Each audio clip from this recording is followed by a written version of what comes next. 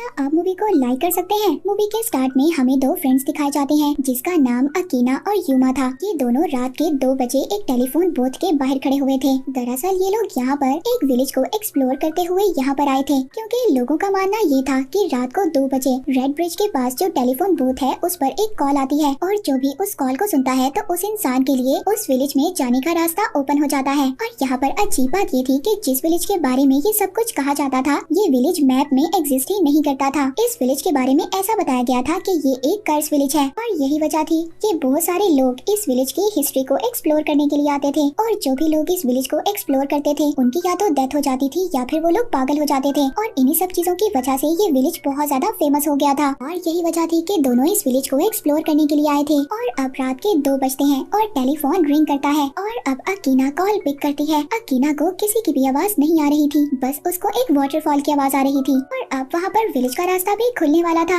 Akina और उसका friend यूमा दोनों उस टनल की तरफ चल पड़ते हैं जिससे उस विलेज का रास्ता आता था। ये दोनों उस टनल के अंदर एंटर होते हैं। अकीना ने अपना कैमरा भी ऑन किया हुआ था, ये वहाँ पर सारी वीडियो बनाती है। अब जब ये लोग उस टनल में थोड़ा सा आगे जाते हैं तो उनको वहाँ पर एक साइन बोर्ड नजर आता है जिस पर लिखा हुआ था कि इस टनल से आगे जाकर जापान के कोई भी रूल्स या लॉ काम नहीं करेंगे। पर अब यूमा थोड़ा सा डर गया था। वो अकीना से कहता है कि हमें यहाँ से वापस चले जाना चाहिए, पर अकीना को तो इस विलेज को एक्सप्लोर करना था। वो अपने फ्रेंड यूमा की बात नहीं मानती। अब जब ये दोनों उस विलेज के अंदर एंटर होते हैं तो यहाँ पर इनको बहुत से पुराने घर नजर आते हैं। अकीना को यहाँ पर वॉशरूम जाना था। अब अकीना इन्हीं पुराने घरों की एक वॉशरूम को यूज करने का डिसाइड करती है। अकीना जब वॉशरूम में थी तो बाहर यूमा विलेज को एक्सप्लोर कर रहा था, तभी उसको वहाँ पर एक केज नजर आता है जिसमें से कि उसको डॉग्स की आवाजें आ रही थी। पर जब यूमा पास जाकर देखता है तो वहाँ पर कोई डॉग तो नहीं था, बल्कि वहाँ पर डॉग का स्केलेटन था। दूसरी तरफ अकीना जो कि वॉशरूम से बाहर आ रही थी, तभी उसको रियलाइज होता है कि बाहर से किसी ने वॉशरूम का दरवाजा लॉक कर दिया है और उसको बाहर से बहुत सारे लोगों की चिल्लाने की आवाजें भी आ रही थी। तभी थोड़ी देर बाद अकीना के इर्द गिर्द बहुत सारे हाथ अपीयर हो जाते हैं और वो हाथ अकीना को पकड़ने लगते हैं। तभी बाहर यूमा को भी कुछ नजर आता है। वो डर कर अकीना की तरफ भागता है। अकीना भी बहुत ज्यादा डरी हुई थी, उनके पीछे कुछ ब्लैक स्पिरिट्स थी और तभी ये दोनों यहाँ से भाग जाते हैं। नेक्स्ट सीन में हम कनाया नाम की एक लड़की को देखते हैं जो कि एक साइकोलॉजिस्ट थी और कनाया के पास एक लेडी अपने बच्चे को लेकर आई हुई थी। उस बच्चे की मदर कनाया को बता रही थी, वो लेडी अपने बेटे के बारे में बता रही थी कि मेरा बेटा बहुत ज्यादा खामोश रहता है और साथ ही साथ इसको रात को बहुत बुरे बुरे ड्रीम्स भी आते हैं और मुझे लगता है कि मेरा बेटा हमसे कुछ छुपा रहा है। इसी वजह से उस छोटे बच्चे की मदर कनाया के पास आई थी। अब कनाया उस छोटे बच्चे से बात करती है, जिस पर कनाया को बात कर कर उससे पता चलता है उस बच्चे को एक स्पिरिट नजर आती है जिसे कि वो अपनी मदर कहकर बुलाता है। वो बच्चा सारी बातें बताकर चाहते हुए कनाया से कहता है कि मेरी मदर के बारे में किसी को भी कुछ मत बताना, क्योंकि अगर मेरी रियल मदर को पता चल गया तो वो मुझसे नाराज हो जाएंगी। और ये कहकर वो छोटा बच्चा वहाँ से चला जाता है, पर वो जाते हुए किसी की तरफ हैंड वेव करता है। कनाया जब उस तरफ देखती है तो वहाँ पर उसको एक लेडी की स्पिरिट नजर आती है।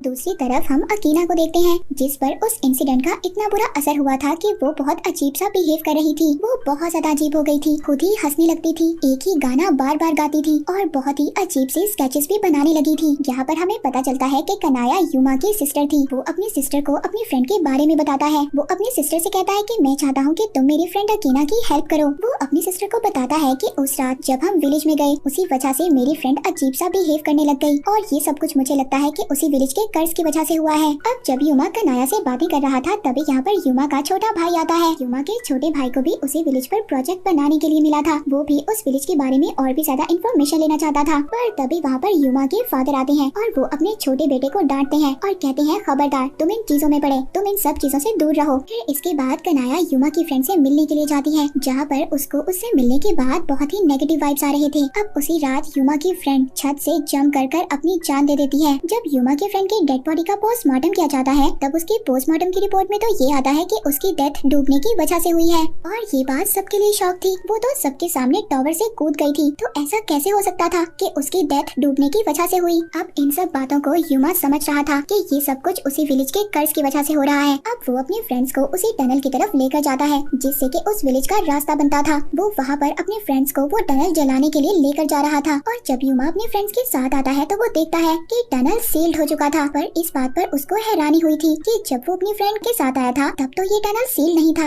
अब सील हो गया, ऐसा कैसे हो सकता है। युमा अपने फ्रेंड से कहता है कि तुम लोग यहीं पर रुको और खुद उस टनल के अंदर एंटर हो जाता है। और इसी बीच युमा का छोटा भाई भी उसकी कार में छुपकर उनके साथ आ गया था। युमा का छोटा भाई अपने साथ रिकॉर्डेड कैमरा लाया था, उसको भी उस टनल से डॉग्स की आवाजें आ रही थी। युमा के छोटे भाई को ऐसा फील हो रहा था कि उसका भाई उसको हेल्प के लिए बुला रहा है। वो भी उस टनल के अंदर चला जाता है। उस टनल के अंदर बहुत सारी स्पिरिट्स थी। तभी हमें युमा की चीख सुनाई देती है। युमा के फ्रेंड्स इन सब बातों से बहुत ज्यादा डर गए थे और वो युमा की फैमिली और पुलिस को सब कुछ बता देते हैं। जब पुलिस और युमा की फैमिली यहाँ पर आ गई थी तभी पुलिस को युमा के छोटे भाई का कैमरा मिलता है। इस बात से वो सब लोग समझ गए थे कि उनके साथ कुछ न कुछ तो गलत हुआ है। यहाँ पर पुलिस भी उस टनल के अंदर जाने से डर रही थी और सबको मना कर रही थी कि प्लीज अंदर मत जाएं। तभी युमा की मदर उस टनल के अंदर जाने की कोशिश करती हैं। जब उनको वहाँ पर सब लोग रोक रहे थे तो वो अजीब सा बिहेव करने लगती हैं। उधर ही कनाया को उसी बच्चे की मदर की कॉल आती है, जिस बच्चे को हमने कनाया के पास देखा था। उसकी मदर उसको बताती है कि मेरा बेटा बहुत ज्यादा बीमार है और वो हॉस्पिटल में एडमिट है। जब कनाया हॉस्पिटल आती है तो हॉस्पिटल आकर उसको ये पता चलता है कि जिस डॉक्टर ने युमा की फ्रेंड की ऑटोप्सी की थी उनकी भी हालत बहुत ज्यादा खराब है और इसी वजह से उनको भी हॉस्पिटल में एडमिट कर दिया गया था। रात को कनाया उसी बच्चे के पास थी, पर जब रात को कनाया की अचानक से आँख खुलती है तो वो बच्चा अपने बेड पर नहीं था बल्कि उसी डॉक्टर के रूम के बाहर था, जो डॉक्टर हॉस्पिटल में एडमिट हो गए थे। जब कनाया उस छोटे बच्चे से पूछती है कि तुम यहाँ पर क्या कर रहे हो, तो वो बताता है कि मुझे यहाँ पर मेरे ग्रैंडफादर ने बुलाया है। वो यहाँ पर कुछ भी नहीं समझ पाती, पर जब कनाया उस डॉक्टर के रूम के अंदर देखती है तो उनके बेड के इर्द गिर्द बहुत सारी स्पिरिट्स थी और यहाँ पर वो सभी स्पिरिट्स सेम सॉन्ग रिपीट कर रही थी। वो स्पिरिट्स बार बार कह रही थी कि अगर फसल खराब हो गई है तो उसे खत्म कर दो। और तभी वो सारी स्पिरिट्स कनाया और उस छोटे बच्चे की तरफ बढ़ने लगती हैं और सामने से उस डॉक्टर की स्पिरिट भी उनकी तरफ आ रही थी, जिस डॉक्टर ने अकीना का पोस्टमार्टम किया था। पर तभी यहाँ पर एक नर्स आती है और उसके आने के बाद सब कुछ नॉर्मल हो जाता है।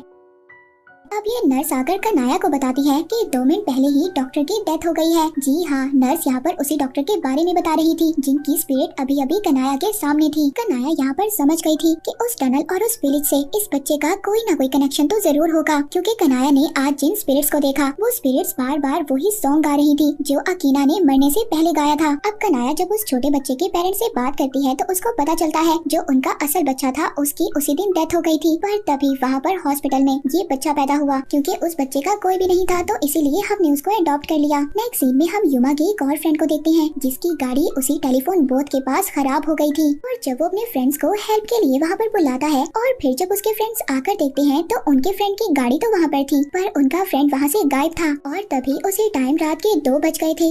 वो टेलीफोन भी रिंग करता है। उन 2 फ्रेंड्स में से एक फ्रेंड उस फोन को रिसीव करता है पर उसमें से कोई भी आवाज नहीं आती। दूसरा फ्रेंड भी जब फोन सुनने के लिए आता है तो वो बूथ खुद ब खुद बंद हो जाता है और अचानक से उस टेलीफोन बूथ में पानी भरना स्टार्ट हो गया था। और तभी उस टेलीफोन बूथ के बाहर बहुत सारे स्पिरिट्स जो कि वही सॉन्ग गा रहे थे। इसके बाद सीन शिफ्ट होता है कनाया पर। कनाया अपने फादर से बार बार पूछ रही थी इन सब के बारे में, मगर उसके फादर बहुत ज्यादा परेशान थे और कनाया को कुछ भी नहीं बताते। और कनाया अब इन सब बातों के बारे में जानने के लिए अपने ग्रैंडफादर के पास जाती है, जहाँ पर उसको अपनी ग्रैंडमदर के बारे में याद आता है। दरअसल उसकी ग्रैंडमदर भी स्पिरिट्स वगैरह को देख सकती थी और स्पिरिट्स देखने का ये गिफ्ट कनाया को अपनी ग्रैंडमदर से ही मिला था। अब कनाया अपने ग्रैंडफादर को उसी विलेज के बारे में बताती है। उसके ग्रैंडफादर कहते हैं कि हाँ, पिछले कुछ साल पहले वो विलेज एग्जिस्ट करता था और उस विलेज के पास एक डैम था। उस डैम के टूटने की वजह से पूरा विलेज डूबकर डिस्ट्रॉय हो गया। तभी कनाया को अपनी ग्रैंडमदर याद आती है। जब वो एक दिन अपनी ग्रैंडमदर के पास बैठी थी उसने वहाँ पर अपनी ग्रैंडमदर के साथ बैठकर तभी दूर एक लड़के को देखा था और सरप्राइजिंगली वो लड़का उसको वहीं उसी जगह पर दूर खड़ा हुआ मिलता है। कनाया ने अपने बचपन में इस लड़के के विजन्स को देखा था और आज वो रियल में इस लड़के से मिल रही थी। वो लड़का उस विलेज के बारे में बहुत कुछ जानता था। उस लड़के को उस विलेज के बारे में बहुत ज्यादा इन्फॉर्मेशन थी। वो कनाया को एक और वीडियो दिखाता है जिसमें कनाया को पता चलता है कि उस विलेज में रहने वाले लोग बहुत अरसा पहले बहुत खुशी खुशी रहा करते थे।